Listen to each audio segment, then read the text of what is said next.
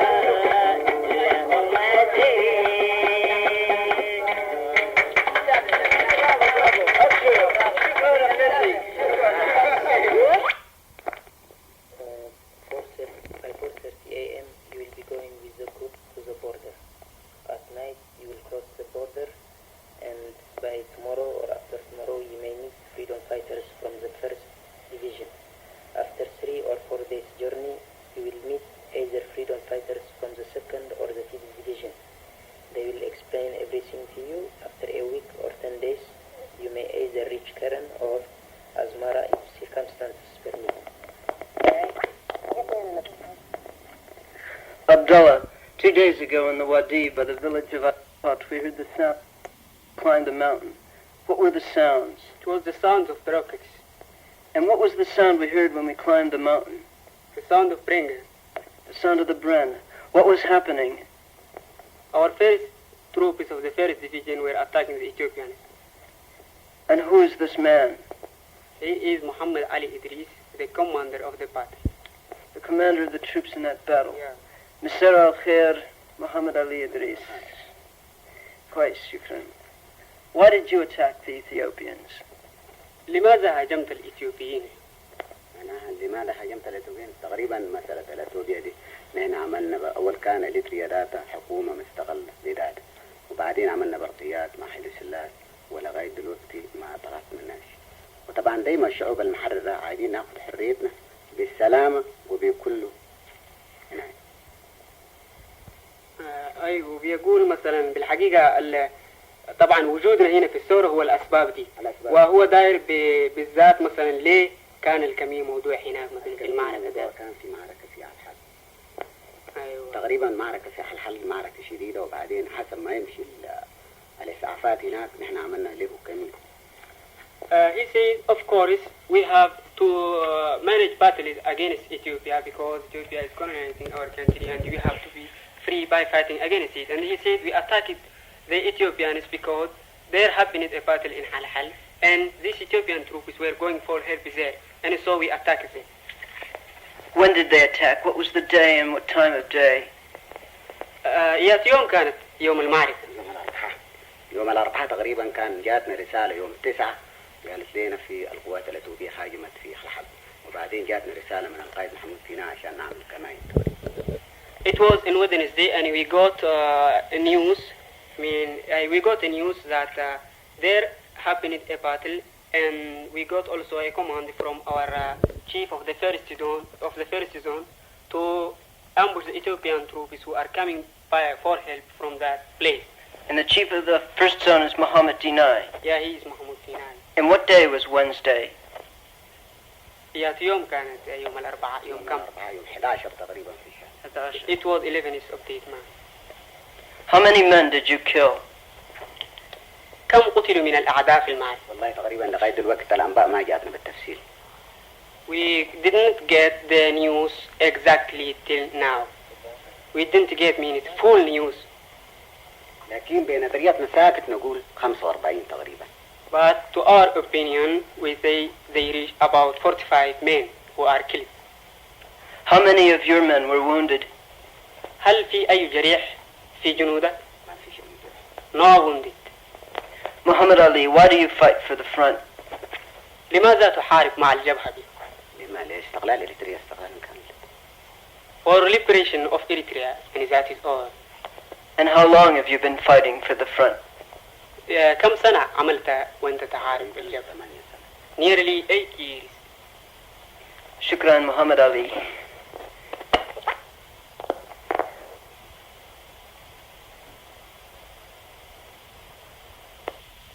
Because it is very difficult to get the news. What happened with the 5th platoon? ماذا فعل البلطون الخامس بيقول؟ البلطون الخامس بالأنباء اللي جت مثلا. الأنباء جاب على إبرهيم تقريبا يقول المسألة الكمين جاءوا 5 عربات وبعدين نفذ من الكمين عربية واحد والجماعة انسحبوا واحد قال ضربوه حجر بسيط ولكن الباقيين بالسلامة انسحبوا. واحدة عربية دمرت واحد عربية والباقي الإمدادات راجعة للخلف. He said 5 cars were coming out of Agurdat and that is when they heard the battle they were coming for help. And then this peloton attacked one of the cars and it was completely destroyed and the others came back to Agurdat. One car retreated to Agurdat and the other one was destroyed. واحدة عربية دمرت. One car was destroyed and the others came back. And the others came back. Yeah. So one car was destroyed and the other retreated. Yeah. And how many were killed in the one car which was attacked and which was successfully attacked? حوالي كم قتلوا في العربة دي اللي دمرت واللي خطة اللي كانت ناجحة؟ يعني بس أنباء ساكت لكن بالضبط ما جانا الأخبار بتاعها. يقولوا دمرت عربية وباقي العربات رجعت للخلف. The last news we have now is that one car was completely destroyed and we do not have exactly the news there, and we heard also that the other cars were coming back. Shukran. Is there anything more that he has to add about that battle? بس إن شاء الله إن بس صحفي ده هل عندك أي حاجة مثلا تزيد عن المعركة اللي حصلت فيه؟ تقريبا أنا ما عنديش طبعا حسب ما ودينا وخططنا شنو الأنباء جاتنا لغاية دلوقتي. He is saying that I have nothing to add and that is all. Shukran. لكن الأنباء ده أسجل معك المقر ده.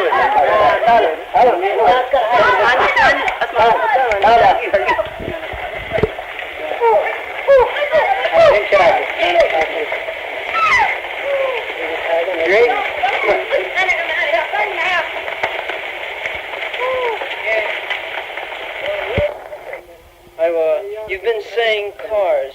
You've been saying cars.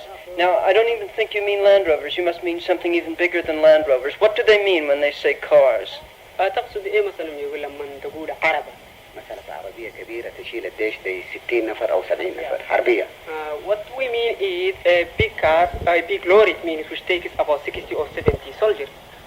A big lorry which takes 60 or 70 soldiers. That means they attacked 4 of those in the first convoy, and 1 of those is successfully in the second convoy, which was coming in aid from Agordat, which means that there perhaps was quite a bit more than 45 men killed. Is this a possibility? وبيقول مثلا أول دمرت 3 عربات منه وبعدين كمان واحدة هناك وإذا مثلا العربات ده بيحمل حوالي 60 أو 70 معناها ربما أنتوا قتلتوا أكثر من 54 تقريبا هو حسب ما شنو الناس اللي يمشي فوقها تقريبا هي تشيل أكثر من كده لكن العدد يكون يمكن أقل من العدد بتاع التشيل هي. Yeah, exactly. It will hold more than this, but perhaps also there may be views on these numbers. أيوة. But it's a conservative estimate, 45 men. أيوة, thank you. I don't think it was exactly clear exactly when the Ethiopians were here, the date. Yes, I am sorry, I forgot to explain that. Also he mentioned it. He said that it was the day before yesterday. The day before yesterday, and that's when they got the shot. But what about the burning of the villages around here now? Just when was that? Yeah, also that was during the month of April. March and April of this year? Of this year, it is before 3 months. Okay, shukran Abdullah. أنا أكمل بلادك أنا عاديت وناس ذبح عمل ذبح الرياض دي بناس وضعت قبل هذا الحرب رجلا ما أنا بلاد هذا هنا عملنا دي بنشجع لنا الحريتنا ولا وضعنا دي بنحارب ودي بنشجع هدول الناس كم لا دول بلادنا بالله ما بنا قلنا قال حريتنا وقال عملنا قلنا أخبر. He is saying that we came to meet you when we heard your news that you have come to see our revolution, and that is why we came here, because we knew that you are a man who wants to know the truth of our revolution, and we welcome you because you are a man of truth and you want to be with truth, because you have to know about our revolution, on which we are dying and getting many difficulties in order to find our freedom. Could I ask from how far most of these people have come? There seem to be a lot of people here, but most of them didn't just come on the camels, did they? يقول مثلا البلد لا يعني بلهم سبلهم مدلا ما تعامل حلهم مثلا سرهم فوق ما لم يمطريكم سرهم يعني أبغرهم من حتى كان ما تعامتوا ما لم يكن أكان بلا مرحلتين ليكم ممكن كان ما تعام وممكن كان ما تعام تسمع سنة ومنه حريقة قبيتهم كلا وطعنوا لا تبتح أبياتهم من ذلك وطعنوا بالتشكل فلقيتهم أن أدق الأخبره ولا هدف لقابل تنظيبه يوم أتولينا في بالأخبار. He says they have come from all directions, and he is saying that these are the owners of this revolution, and they made so many things that their houses were burned, and what they own, and all what they own was taken from them, and also they have been killed, and they were fighting for nearly 8 years, and still they are fighting, and they just came here to tell you about what things they are facing in the dark colonization, under the dark colonization of Ethiopia. What is this man's position? Is he a sheikh of the Hadar? والبلع الله مثلا اللي الناس اللي ميتوا مثلا يخطوا ويعني رفضوا مثلا منادق ولا أي حاجة ميت يعني لا مهنة العمل. سوانا أنت نوسك. أنا نفر من نشاط. I think I am only one of the people and I have no any responsibility. Do they support the soldiers all the way? Do they? Are they always with the soldiers? Are they always interested in what the soldiers are doing and want to look after the soldiers' welfare? Is that why they're always listening to see who's coming into the soldiers' camp? يقول مثلا يعني انتم مثلا يعني دائما دبا ثورة يعني ثورة أنت طبعا عشان كده يعني مثلا دبا سوار مرة يعني اعتنا بكم وقلتموا مثلا جيتوا نسووا ومقلتأذون يعني دائما أثرون تجيسوا يعني أبوتوا مثلا انسر عندما تيكم خبر يا أخوانكم لما تيكم توتو ولا مثلا أسفاق خلا أنا لا اللي ناس ما تقدر بيرونا قل حقنا قلنا نركب وخبر لقابلتنا قل سول وما تقدرونا بتقولنا دبا عملنا دي بفرحنا قبلنا نركب الأخبار يوم كان. I say that when we were told that you have come that with our soldiers, so we came here when we heard that thing because we are always getting news of him, and so we came to tell everything to you. I've heard that the Ethiopians burned the villages and so forth. There's a lot of people here. If somebody could introduce themselves by name, if they know something that the Ethiopians did to them or did to one of their relatives, and I could get specific examples, do you think we could do this? Do you think somebody would volunteer to give their name and say, the Ethiopians did this to me? Or if they don't want to give their name, if they're afraid to give their name, just don't give their name at all and just say what the Ethiopians did specifically to them or to one of their, to a member of their family. Okay, we may ask them that and praying for you that man which could do so. مثلا نقول هلا يعني إثيوبيا يعني أشياء بالحد يعني بالأبيض واديات تلي بالهلا وأذي يعني منكم مثلا إثيوبيا إلا واديتها أو مثلا يعني يقول حسلان يعني إلا واديت النبي لما مثلا يقول لنا سولك or you are saying that what happened to him personally seen, yeah. or to a member of his family or to any sort of مثلا يقول حسلة أو دي بعائلة تلقبا أو دي أغاري تلقبا يعني الحسلة لسئلني مثلا هلتي ومن بالهل وممكن مثلا اللي تات لرأى كما مثلا الحسلة دي اللي تحاجة قدر يعني فالموسكا انت متكبر اللي حسلة اللي أول حصلة بدأ 8 سنة من بدأ أبورا وكل في تعددي أموريكم 8 سنة بنا من كله قال برساس قاعدوا على وقال بياتنا هدتو قال نوايد موتو قال شنوكتو من يعني من روبام كاوا أنا نفسي هواي شنوك نفسي أنا هواي نفسي كل فهمت وكل عادي هنا عادي ورا إبرهيم تمام قرية أنتو عادي وها وأدب كنت عادي أنتو كل موتة لكن دور موتة لو عنو تفصل أنتو في همني أيوة لسه دي بوات عنا أيوة لو عنت دي بعدين ما نكحرنا لو عن منه تفكر من يجيب اللي خسنا أيوة he said أيوة نعم not only one or two men who could talk about that and tell you all the bad stories which they faced by the Ethiopians. Everyone may tell you, and I myself I like to tell you this thing is it.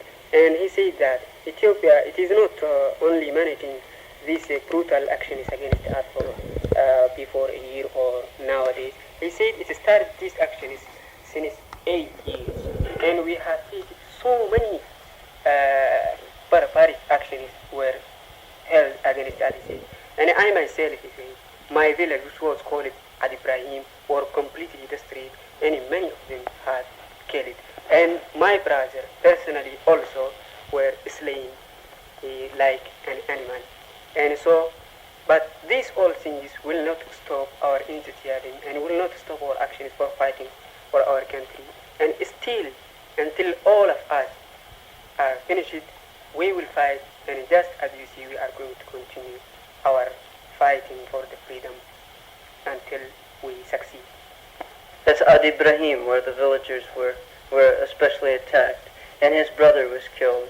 Is there anybody else that can say, well, my brother was killed, or my cousin, or to say another village besides Adi Ibrahim? بلا مثلا يعني انت مثلا بالكار نسي من ابي ابراهيم انا وحدي يعني كني اللي حصل دي بقى وحويه مثلا القروب كمان يعني كنا حرده وهذا مثلا بعد مثلا حويه كني قاعد يتولي او كمان القروب ناي يعني الا اشياء اللي بال من تنح كمان يعني بنسمع حد اللي كو مبليكا البلاد بدو هذا كده لكن اللي هذا كارثة ولا من ترف انا اول مثلا اللي حصل هذا ابراهيم هذا كل حرفهم اولاد ابوه كله لو انا الذي بحصله لو انا مكتوب يقول انت السوار لا عوانكم ولا سواركم ووات عنكم حديكم انت بلو استو ادكم مقارب وادكم عاد يعني هتكاد ايوه يعني لا قريبا كذي موتودي اوي وحوي كل تخلصه وانا استعرفه انا بس he is saying that I am from the village what they call it at Ukud and also like Adi Ibrahim this at Ukud had faced a great tragedy from the Ethiopian ICC and all at Ukud were killed and burned their villages by the Ethiopian ICC and there are my brothers and my sons and also my grandfathers have been killed and all these were against them because they are fighting for their freedom and they are helping the front repression front. How long ago was this? What was the name of that village again? Ad Ukud. Ad Ukud. And when was this? How long ago? مدولت اللي يعني لحد أكد اللي الحصلة دي بمدولت اللي دعم الشعبان. He is saying last year in the month of Shaban that means at the 10th year. The month of Shaban last year. That's fine. Perhaps somebody else would like to. Does somebody else want to have an example? Abdella, how many people were killed in Ukud? نبدأ هلا مثلا يعني كم 99 101 He is saying they were 99. 99. Yeah. Can I ask how many people have been killed in Adi Ibrahim? نبدأ هلا مثلا نبلع عاد إبراهيم كم تبتم مثلا لموتوا 47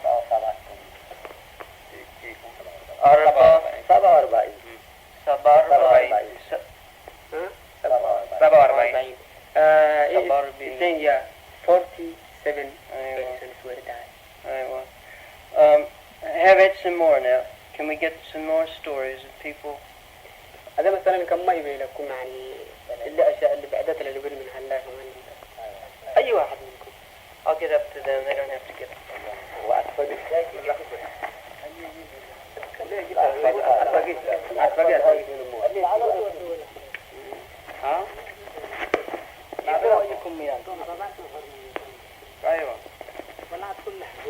ايوه ولا بلا بياخذنا الدواء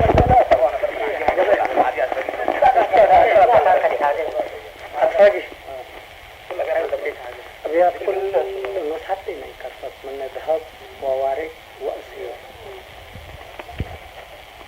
حتى أنس قالوا وسبنا موت 7 نفر فرضان وقالتهم كله وبعدنا نسوي يعني بعيد أشياء مثلا ومثلا ولا ذهب ولا سيوف ولا وارق كل شيء عدمن he is saying that in Al-Fagi.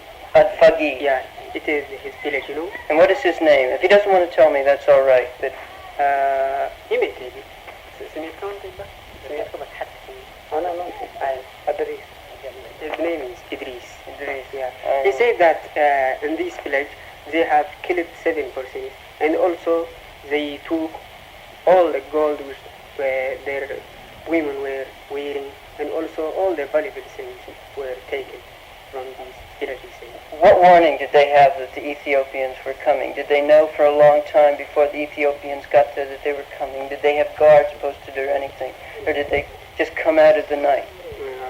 ومثلا يبلع عدلي وقت ما صوكم يعني لخبرهم بكم عليكم ولا هو مثلا he is saying that like not harmful men, I mean like good men, they told us to prepare food and other things for them and they are coming to them, and then we thought that they would not kill us just because we demand our right, and so we were preparing such this part without knowing this. They just came and start killing and making other serious things.